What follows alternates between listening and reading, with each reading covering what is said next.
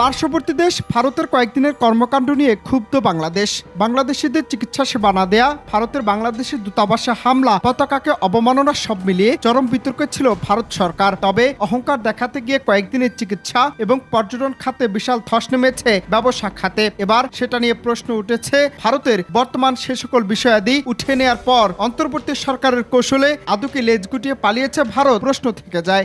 ভারতের সাম্প্রতিক ঘটনার বিষয়ে মুখ খুলেছেন সাবেক সংসদ সদস্য গোলাম মাওলা রনি। সামাজিক যোগাযোগ মাধ্যমে এক ভিডিও বার্তার শিরোনাম করেন, লেজ গুটিয়ে পালিয়েছে ভারত, সমঝোতার চেষ্টা করছে ভারত সরকার। শনিবার তার ব্যক্তিগত সামাজিক যোগাযোগ মাধ্যমে এমন বার্তা দেন গোলাম মাওলা রনি। ভারত আজীবনের জন্য কিন্তু বিপদে পড়ে যাবে এবং এটা শুরু হয়েছে। এখন আমরা পাকিস্তান থেকে আনছি, চীন থেকে আনার জন্য এই যে ভারতের প্রবলেমটাই আমাদের ব্যবসায়ীরা দাম বেড়ে যাবে, কিন্তু ওই সমস্ত জায়গা থেকে আলটিমেটলি আমদানি শুরু হয়ে গেছে এবং পাকিস্তানের সাথে সরাসরি বিমান যোগাযোগ, সরাসরি জাহাজ যোগাযোগ, এটা ভারতের মাথা খারাপ করে দিয়েছে, একেবারে মাথা খারাপ করে দিয়েছে। এর কারণ হলো এই জাতিটা এমন একটা ব্যাপার, তারা যে চাণক্য নীতিতে চলে। তো চাণক্য নীতির মূল ব্যাপার হলো যে যুদ্ধ নয়, সরাসরি যুদ্ধ নয়, যুদ্ধের ভয় দেখানো। তাদের প্রথম হলো হুমকি ধামকি দাও, যুদ্ধের ভয় দেখাও। তারপরে যদি তারা ভয় না পায় তখন বেঈমান মুনাফিক তৈরি করে বিভিন্ন জায়গাতে দালাল তৈরি করে টাকা পয়সা দাও।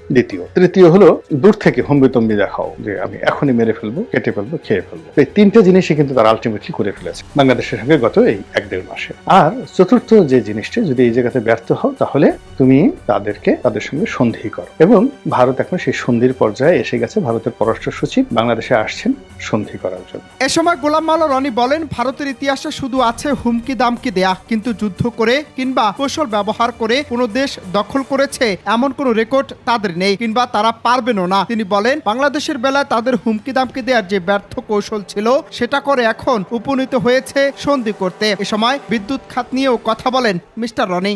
কাজে বাংলাদেশের সঙ্গে তারা এই যে হুমবিতম্বি পর্যন্তই গেছে, এখন তারা সন্ধি করার জায়গাতে এসেছে। এখন বাংলাদেশ কি সন্ধি করবে কি করবে না, এটা বাংলাদেশের বিষয়। কিন্তু মূল ব্যাপার হলো যে ইতিমধ্যে ভারতের সাথে আমাদের যে সকল চুক্তি রয়েছে, তারপরে ভারত এখানে যে পরিমাণ ইনভেস্ট করেছে অবকাঠামোগত খাতে, বৈদ্যুতিক খাতে, এখানে এই যে বাংলাদেশ যদি কোনো সীমান্তে একটা যুদ্ধ অবস্থা বিরাজ করে, এটার ওসিলায় মানে এখন শান্তির অবস্থায় বাংলাদেশ আদানির সাথে চুক্তি বন্ধ করতে পারবে না, কিন্তু সীমান্তে যদি একটা দুর্ঘটনা ঘটে যায়, সেটা বাংলাদেশের পক্ষ থেকে ঘটুক, তাদের সাথে ঘটুক, বা এই আনরেস্ট যদি চলে, তাহলে শীতকালে রামপাল বিদ্যুৎ কেন্দ্র সে দখল করে নিয়ে যেতে পারবে, ভারতীয়দেরকে তাড়িয়ে দিতে পারবে, নিজে চালাতে পারবে। পুরো ভারতের ইনভেস্টমেন্ট যেটা 1971 সনের পরে আমরা করেছি, পাকিস্তানের সবকিছু আমরা জাতীয়করণ করে নিয়েছিলাম। আফগানিস্তান যেটা আমেরিকানদের তাড়ানোর পরে ভারতীয় সমস্ত কর্পোরেশনগুলো তারা কিন্তু দখল করে নিয়েছে।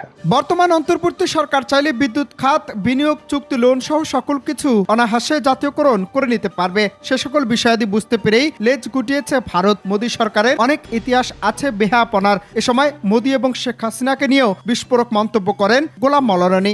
কাজী ডক্টর মোহাম্মদ ইউনূসের পা ধরতে তাদের খুব বেশি সময় লাগবে না। যদি পা ধরে কান্নাকাটি করে, এমনকি নরেন্দ্র মোদী চলে আসে, নরেন্দ্র মোদীর ইতিহাস, সে যেভাবে মৌর্য সরকার গঠন করার পরে তিনি একেবারে বেহায়ার মতো যেভাবে চলে এলেন মালদ্বীপে, এবং তাকে অপমান করার জন্য মৌর্য চলে গেলেন চীনে। আবার এই যে বাংলাদেশে শেষে যে আসলেন বঙ্গবন্ধুর জন্মশতবার্ষিকীর একেবারে শেষ অনুষ্ঠানটিতে, শেখ হাসিনা প্রাণত চেষ্টা করেছিলেন যে নরেন্দ্র মোদী যেন না আসে। তো নরেন্দ্র মোদী একেবারে বেহায়ার মতো জোর করে এখানে আসলেন। তার ফলে কি হলো, অনেকগুলো মানুষ যে হেফাজতের সাথে অনেক গন্ডগোল হলো, অনেক মানুষ মারা গেল, 11-12 জন লোক মারা গেল, এবং ওই যে মামুনুল হক থেকে শুরু করে অন্যান্য যারা নেতৃবৃন্দ আছেন সবাই সেখানে জেলে গেল। তো এই হলো ভারতের বেহায়াপনা। আবার যে এতটা বেহায়া হয়ে বাংলাদেশে এলো, কয়েকদিন পরে শেখ হাসিনাকে আবার নিয়ে তারা অপমান করে সেখানে এয়ারপোর্টে নিয়ে, দিল্লি মানে কলকাতাতে নিয়ে। আবার এই যে শেখ হাসিনাকে তারা নিয়ে গেছে এখান থেকে, সেই শেখ হাসিনাকে যদি ডক্টর ইউনূসের মানে যাকে বলা হয় ক্রোধ প্রশমিত করার জন্য, তাকে খুশি করার জন্য যদি তারা আবার প্লেনে করে বাংলাদেশে পাঠিয়ে দেয়, সবাই আশ্চর্য হলেও আমি কিন্তু আশ্চর্য হব না।